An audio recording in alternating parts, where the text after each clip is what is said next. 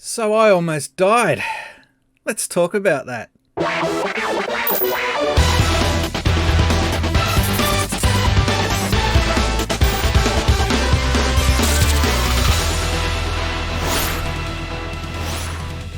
Since Spacies. G'day invaders, welcome to Since Spacies, and this is a slightly different state of the channel video. And before I go into what's been happening in my world, quite drastically changing up my life actually, we'll get the more important thing out of the way, and that is the top 5 videos for the month of July. Not really important, but I like to do this in my state of the channel videos. So the top 5 videos for the month of July so far. Number 5 has been the More Sega World Statues Unearthed video. That seems to be picking up momentum as per usual. Number 4, Saving Sonic and Sally update. That video always does well. Number 3, we've got the Sega Mega Drive Ultimate Collection on the Xbox, the intro video. That video, again, just keeps doing well. And I don't really understand why, but I'm not arguing. If people want to keep watching that video, then more power to them. Number 2 on the list is my gaming pickups for July. That was a video that I felt I had to do because I haven't done a pickup video all year. So it says July for 2020. It's actually July, just 2020 pickups, because this has been such a crap year for gaming, for health, for everything in my life, and I'll go into that a little more in a second.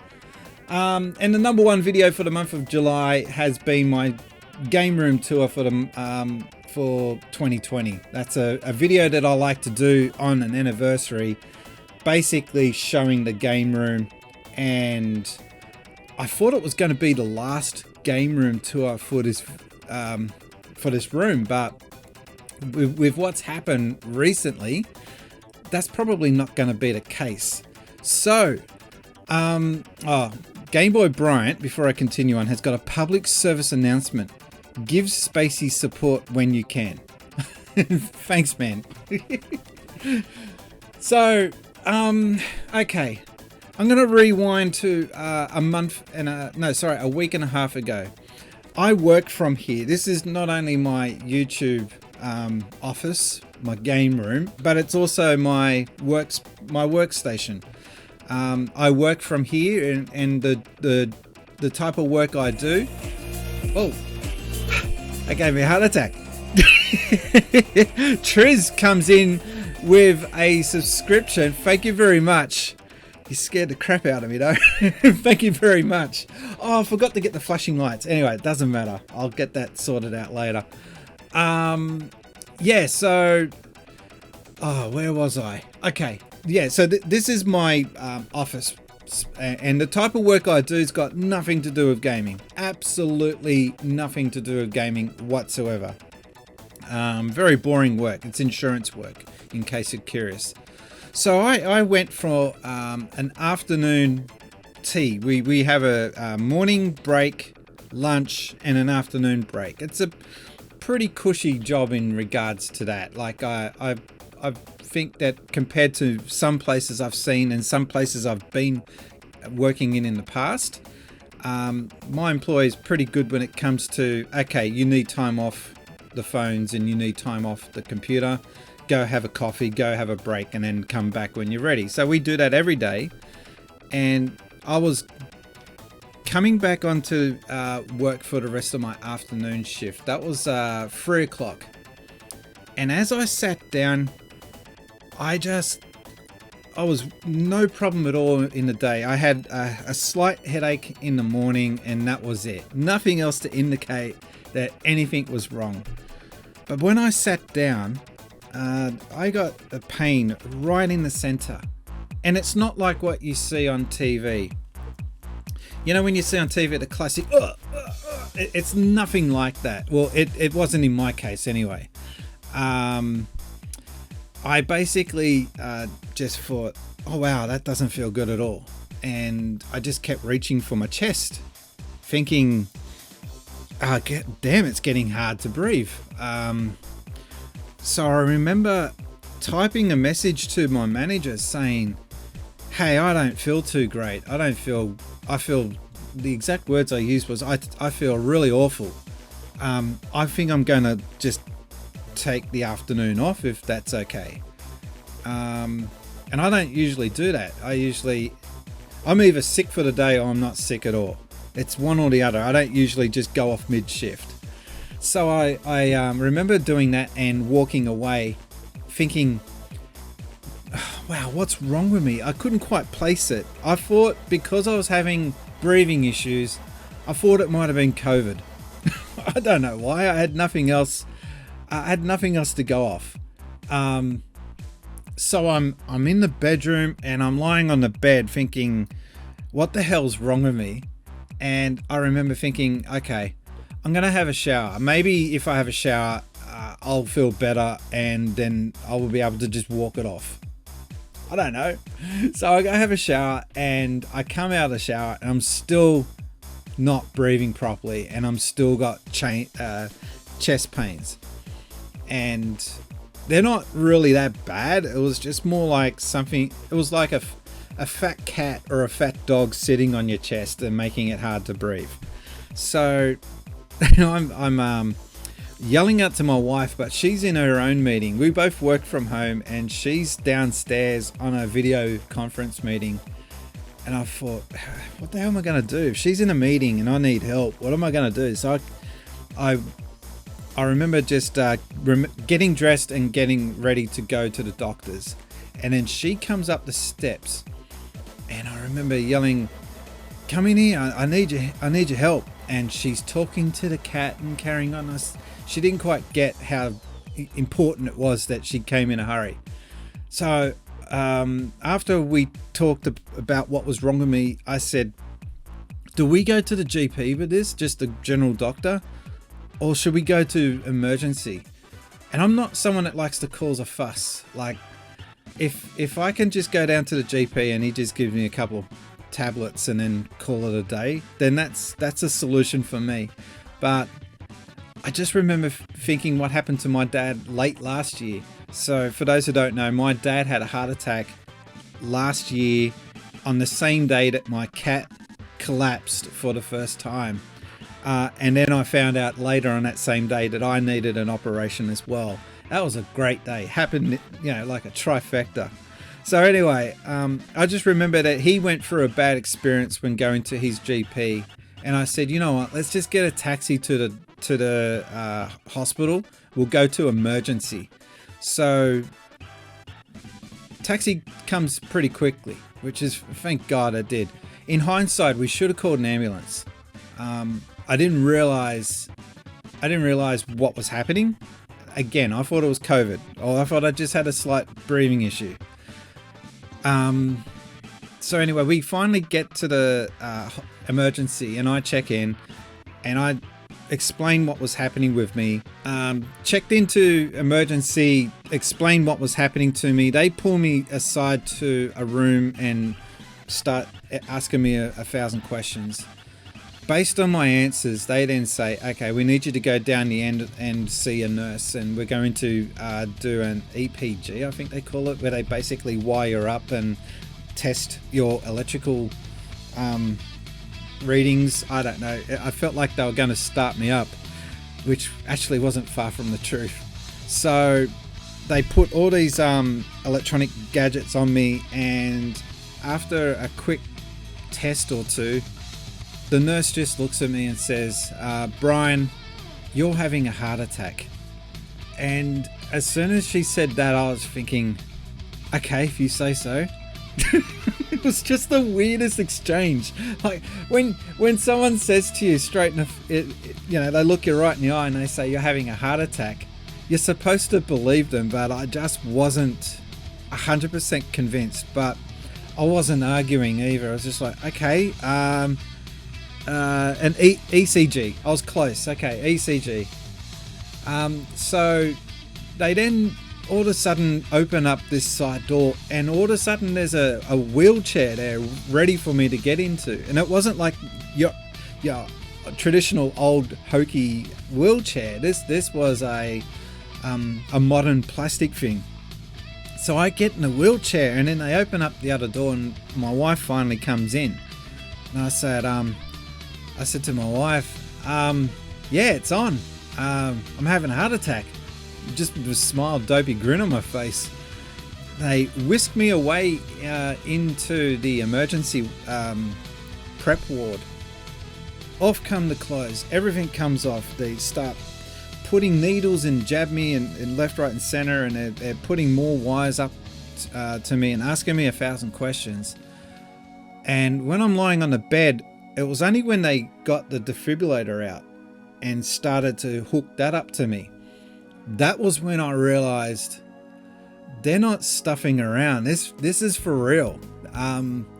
So I wasn't panicking, because you're talking to a guy that's been to operations in the past. It was more of a case of, here we go again. I wonder what more scars I'm going to get. And I'll get to that in a second. So I'm on the bed. They're wheeling me into the operating theatre. So I had let's stop and rewind a bit. I had the heart attack at 3 o'clock. I called a taxi. We finally get moving at 3:15, and I arrive at the hospital and say, my name is Brian. That was at 4 o'clock apparently, or 4:05. So an hour and 5 minutes went between me having a heart attack and me checking into emergency. And in hindsight, I should have called the ambulance if I had have known what was happening, because the minute the ambulance turns up, that's when the treatment starts. Instead of getting into a taxi driver and Habib in the front not knowing what the hell's wrong with you. You know what I mean? So that was the only thing I did wrong. But the fact that I acted so quick is what saved me. So getting back to now me being wheeled into the operating room, I get told that they're going to start to operate on me straight away. And when I hear operate, I think knives, open me up, knocking me out. I wake up in a recovery room. It was nothing like that at all. I was awake the whole time. So I'm awake during this operation. They tell me to hold on to a bar with my left hand, and they tell me with my right hand, my right arm needs to be stretched out as far as it can go. And then they put a sheet in front of me. I can't see what they're doing. And to buy an ambulance membership, I don't think it works like that, Tris. I have cover. That was one of the first questions they ask you, by the way. Tommy says, at least you did better than me. Heart attack at 3 a.m. And I didn't go to the doctor until 11:30. That's nuts. So just before I continue on about the operation, what Tommy said there is absolutely crazy, and he is so lucky that he lived. Imagine you're being strangled and your face is going blue, and they continue to strangle you. The amount of damage that's been done from here up is unbelievable, because your brain is starting to go into meltdown, etc., because of the strangulation, lack of oxygen. Same thing is kind of happening with the heart attack. So with the heart attack that I had, it was arteries going out, the ARC, I believe they called it, and that was blocked, 100% blocked, and it was not getting any oxygen for at least an hour and a half or more. So during that time, your heart is basically being strangled, and it's trying to push that blood out, but it can't because it's blocked. And so you end up with your heart attack, your heart just hemorrhaging on itself and bruising itself, and it's like self-harm, but you got no control of it. So that's why it's so important that the minute you feel like there's anything wrong with your chest pain. That was the other thing that I had too that I forgot to mention. I had both my arms were feeling like I was lifting something up, and they were in massive pain, but all I'm doing is just sitting there. I'm not doing anything, and I'm getting these massive surges of pain going up my both arms. So that was the other indicator that I should have caught on to say that, hey, you got a heart attack. But of course I didn't know that's what it was. Getting back now to the operating room. So I'm in the operating room, and my hands are out like this. I'm lying back on my back, sheet in front. I'm looking at the ceiling. I'm seeing lights, and I'm thinking, right, so then at no point they're going to knock me out. Okay, I guess I'm just going to have to sit here and chill. And that was what I did for 90 minutes. The operation lasted 90 minutes. But there was one point in the operation where they said, Brian, we need you to cough. And so I coughed. And then they got me to do that, I think it was 6 times, 5 or 6 times. They asked me to cough. And it was only later that they explained to me that, we wanted you to cough because, your heart was stopping. Okay, thanks for that. And I almost died on the operating table, didn't I? So what they did, they put a camera and a couple of other things on this device, and they go up my right arm. And the other alternative, they could have gone up my leg and through my groin and up my body, but they didn't do that, thank God. They went up my arm and around my shoulder, and after pumping some dye into my... What's going on? We got a new follower! Johnny TV, thank you very much for the follow as I'm sitting here telling my story about how I almost died. Thank you. Alright, so they put dye into my body, and that was to allow them to have a look and see where the blockage is. Now on the video, when I put this to YouTube, I'll show that picture, and you'll see that it is 100% blocked. The blood was not escaping my heart. So they had to get this device to that point in the artery, and they put in, I didn't even know what this was before the heart attack, and I now know. They put in a stent. In fact, they put 2 in. And a stent is like very tiny, 3 millimeter, so small. I had a look at one after the operation. It was just like, okay, so they 2 of them are in my body, and they said yes, and they said you might now set off security metal detectors from here on. Right? Okay, so they put 2 stents in my body, and how they do that is they get a little balloon, they inflate the artery, they clean out the artery to free the blockage, and then they put this metal tube in where the balloon is inflated, and then they deflate the balloon so that the metal tube absorbs the artery around it. And eventually my artery will grow over that metal tube, the stent, 2 of them. So what that does is it allows the blood flow to go through, and it allows oxygen to go out of my it allows my blood flow in my body, which is what it's supposed to do, right? So no, Johnny TV, don't apologize. Thank you very much for joining, and thank you for the follow. I'm just telling my little bedtime story here about how I almost died. That's all. It's all good. So they put these 2 stents into my body, and I get whisked back to the recovery ward. And I'm thinking, where's the cut? Where's my 10 stitches? Where's my 15, 20 stitches? And I'm looking around, nothing. I've got no cuts. I've got no sort of chest pains whatsoever. I feel normal. And I look at my arm, and the only thing that I've got is that little mark that you can see there. That's the only mark that I've got from this whole operation. It's hard to get that on camera. That's how small it is. You can barely make it out. There, that's it. That's all I've got, is this small little mark on my wrist. I can't even feel it. I don't even notice it's there. And it just looks like a mosquito. It looks like a mosquito bite that I've scratched. That's all it is. So For the next couple of days after the operation, I feel fine. I feel like I could just go home, but they're saying, no, we need to keep an eye on you, which is, I'm not going to challenge the doctors. I was a very good patient. At no stage did I give them any arguments.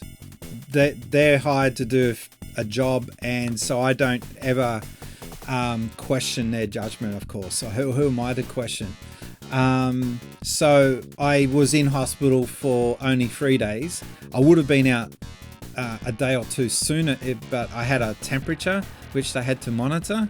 I'm on a tablet for cholesterol reduction. I don't know how long I've got to be on that for. I'm on another tablet for thinning my blood. That's the aspirin. That's just standard aspirin that you can buy over the counter.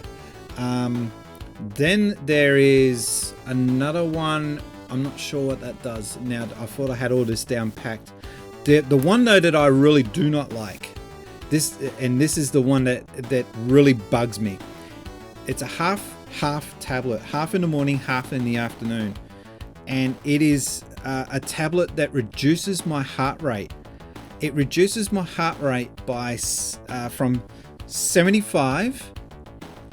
It reduces my heart rate from 75 down to 50. So that's quite a reduction, and I feel, again, it really puts pressure on my heart when I'm on that tablet. I've actually held back on having that tablet to be able to do this, and as soon as this stream is over, I've got to go take the tablets.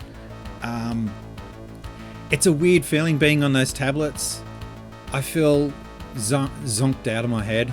I feel like I know what's going on. I can clearly know what's going on, but I can't move quickly. I can't get up and walk quickly. And I hope that that's going to be a very temporary thing, but I have to wait to see what the surgeon says, I'll be seeing the surgeon next week. So how is this going to affect me from here onwards? I'll be able to lead a very normal life. To all the haters out there, since Spacies is going to kick on for a little while longer, so you haven't got rid of me that easily. I will be able to lead a relatively normal life. However, my diet has to change. Not to say that this heart attack was caused mainly by diet, but I don't think my diet helped too much. I have high cholesterol as part of my genes. Like, my genes just gather that cholesterol quickly compared to most people. So I need to do what I can to try and minimize that cholesterol count. So I need to cut out sugar and salt. So it's doable, but man, it's a big change. So what's going to happen is I'm going next couple of weeks, I'm going to be taking up therapy, and part of that therapy will be how to exercise from here on, and also how to change my diet. I've already cut out sugar. I've got tea here, and I'm switched from sugar to stevia, or stevia, however you pronounce it. So anyway, that's been my little story about how I ended up almost dying and ended up on an operating table again for the second time in only a year. I hope to stay off the damn operating table from here on. And I hope that what's happened to me is a good wake-up call for not only me, but maybe other people can. I know for a fact that quite a few people saw my tweet, which got such a huge response. And I know that there's been a few people that have gone and checked with their doctors. A lot of staff members that I work with have gone out of their way to get themselves checked. My wife is now paranoid about her own health, so she's getting herself checked as well. My brother, after finding out that this is potentially genetic, just in our genes, he's now going out of his way to get himself checked as well. I was bloody paranoid after seeing that too. And here's the thing. I'm 46. I say only 46. I don't feel old. I know I'm much older than a lot of people watching. Madino says, it might be good if you plan to get a bike. Oh, okay. I'll have a look to see what bikes are out there. I'm not looking to get something that's high tech, but I want to get something that's just comfortable and a mountain bike. So yeah, getting back to how this has affected everyone around me. I'm only 46. I shouldn't be getting heart attacks at my age. And that's what has rung alarm bells for a lot of people that know me. That tweet got 1,000 likes. And I know that doesn't mean that 1,000 people liked the fact that I had a heart attack. I'm not that dumb. It's a bit weird, isn't it? When I just went to the hospital and I've just found out I had a heart attack and someone clicks like. But I get that it's like acknowledging the message. But it was the 500 or so comments of, geez, man, sad to see you're in hospital, get well, all those well wishes. It was awesome to see when I was in hospital. I couldn't reply to them all, which is why I'm doing this video, to explain what happened, explain that I'm okay and everything is all on the mend now. And I'm not going to be slowing down from any of what I do. I'm just going to be taking things a little bit differently when it comes to my diet and my exercise. So no planning on slowing down. I feel normal, except for the damn drugs that they're giving me. And once I'm off the medication, hopefully I can go back to somewhat of a normal life. Anyway, I'm going to end the video. Please subscribe. I'm planning to do more videos later on YouTube and getting back into the swing of things. Also, I will be streaming twice a week in the weekdays. 8 to 10 now will be the time. I'll change that. And also Sunday streams with my 11 a.m. to 3 p.m. streams as well. My name has been Brian and I've been gaming since Spacies. And make sure you guys check your health, okay? Go get yourself seen to and do a check if you're 40 or over. Heck, even if you're 30 or over, go get a doctor's check over and see if you can get yourself looked at. Might be something wrong with you and you don't even know.